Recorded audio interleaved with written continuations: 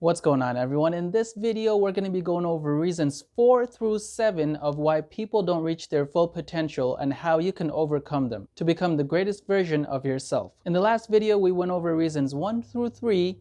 So if you haven't watched that video, pause this video now and go ahead and check that one out.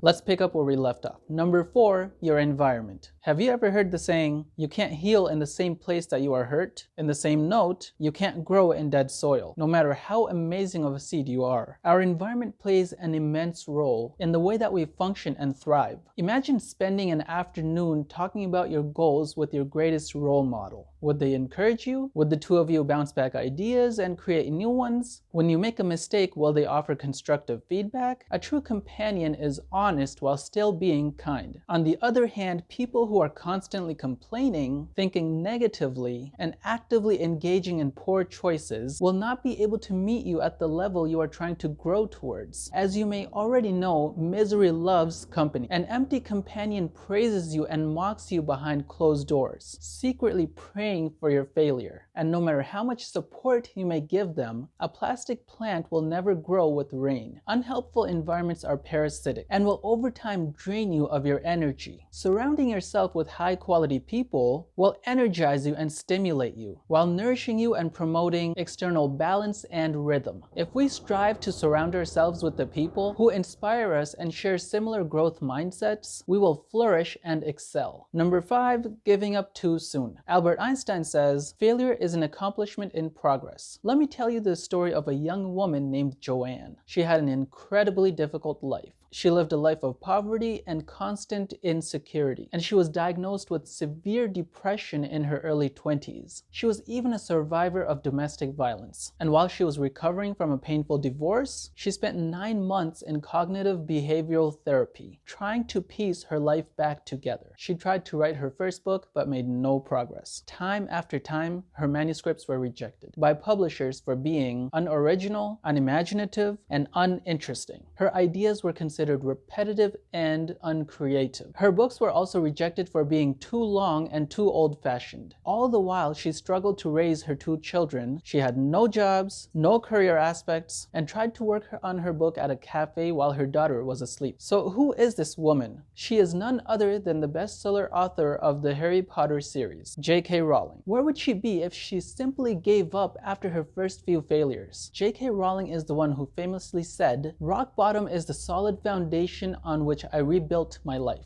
There are countless examples of highly renowned individuals who failed time and time again and used those failures as stepping stones towards success. Charles Darwin, a 21-year-old scientist, studied wild animals for several years, going back and forth with failure and uncertainty until he finally published On the Origin of Species in 1859, which is presently an internationally renowned academic book. Bill Gates invented a device that for 6 years of trial and error simply didn't work. Now, the founder of Microsoft is a billionaire, entrepreneur, and philanthropist. As Henry Ford says, failure is the only opportunity to begin again more intelligently. Number 6, limiting yourself. Have you ever met someone who has accomplished amazing things in life and thought to yourself, wow, I could never do that? It's a thought that comes to our mind instantly, like a knee-jerk reaction. Why are we so quick to limit ourselves in this way? We've all heard these limiting phrases. Sometimes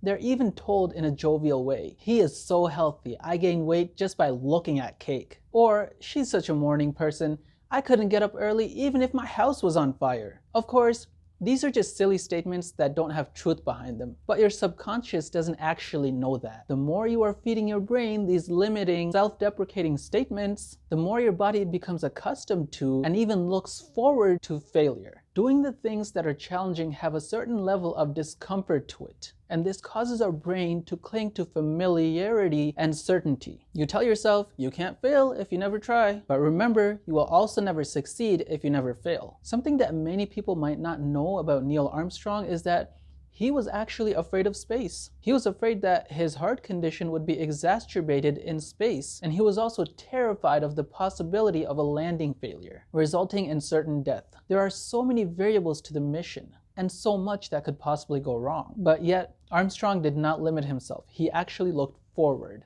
Before his mission, he told the press, "I think we're going to the moon because it's in the nature of a human being to face challenges. It is by the nature of his deep inner soul." We're required to do these things just as salmon swim upstream. Now remember that you are far more capable than you realize, and something that challenges you is something that is worth doing. And lastly, a quote from Minion McLaughlin: "Learning too soon our limitations, we never learn our powers." Number 7, arrogance. The number one limitation we put on ourselves is arrogance, inflexibility, and a rigid mindset that is unable to take feedback. Without being able to take feedback and constructive criticism, we will never be able to grow, adapt, and evolve. Let's take Blockbuster, for example. Well, we all know that Blockbuster went out of business, but why? In the year of 2000, Netflix was a small niche startup company. They had great projections, a sound business model, and were growing quickly.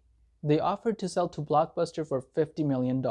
However, Blockbuster declined because they considered themselves to be a self-sufficient, robust, well-oiled machine. They refused to purchase such a small company, and they didn't want to alter their near-perfect business model. Additionally, they refused to refine their business model in order to adapt to the ever-growing demands of modern technology. Presently, Blockbuster is out of business. And where's Netflix? Netflix is currently worth $95.99 billion. Did you see how arrogance and the lack of flexibility can be the cause of your own downfall? The most successful people can admit their flaws, and humility becomes a strong point in their careers. Maybe you're watching this and thinking, "I'm not arrogant, I can definitely admit when I'm wrong." Think about the last time when you received a feedback from a manager, coworker, family, or a friend. Did you become defensive and make excuses? Did you refute them right away? Or did you ponder on their words and wonder if there was any truth to what they said? 90% of the time, people are only looking out for you. It's very rare that everyone is just teaming up against you trying to bring you down. Listen to feedback with an eager and open heart. You might learn something about yourself, and you might be able to bring about a world of change. Number 8, and this one's probably the most important one, smash the like button.